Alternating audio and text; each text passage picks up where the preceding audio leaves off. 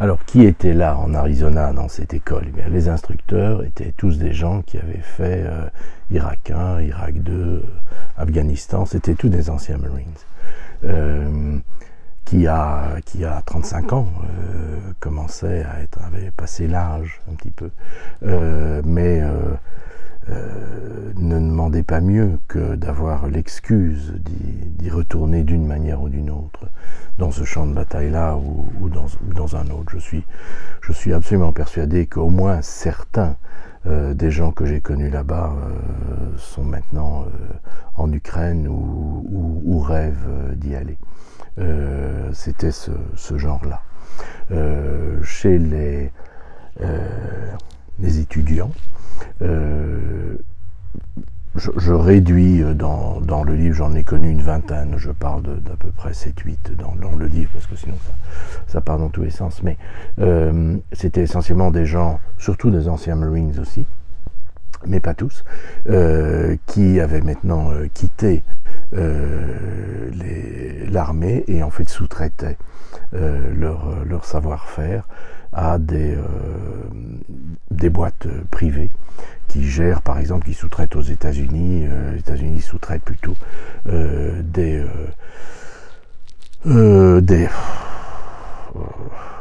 centaines, des milliers de gens qui jouent des rôles de protection autour, par exemple, de l'ambassade des États-Unis en Irak, etc., etc. Il y a des milliers de gens qui font cela.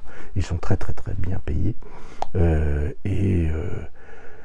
Et ceux qui étaient là essentiellement pour avoir le diplôme et avoir donc une sorte de promotion interne et d'être encore mieux payés. Donc c'était largement des professionnels. Ce qui les intéressait chez moi, c'était d'abord que j'étais plus âgé, c'est-à-dire que j'étais moins nerveux, que je tirais avec beaucoup de précision,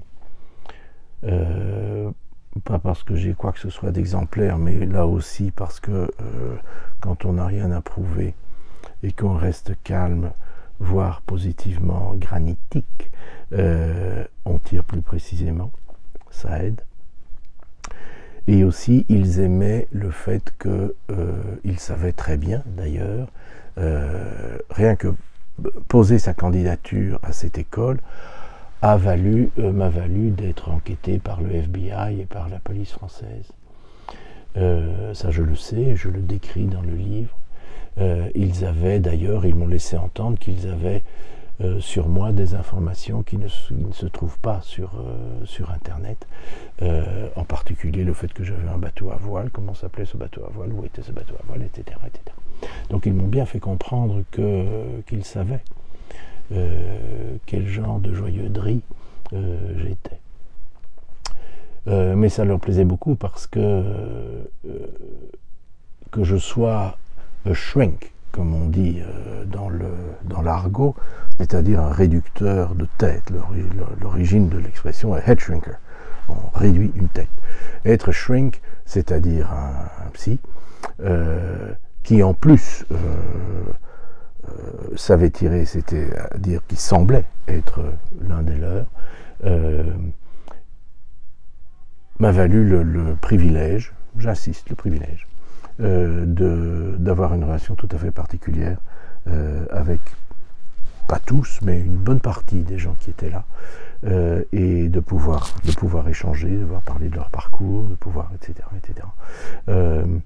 Donc tout ça était à la fois précieux et, si j'ose dire quelque chose d'encore plus épouvantable dans le contexte, d'assez émouvant.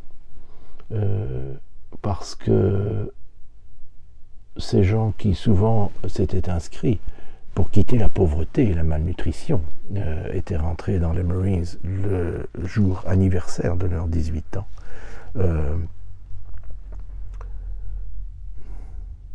Je dirais, me faisaient confiance et me laissaient rentrer dans une partie seulement, de leur réalité, de leur vécu, de leur rapport au monde. Et ça, c'est à la fois un privilège et un cadeau. Et je leur en suis profondément reconnaissant.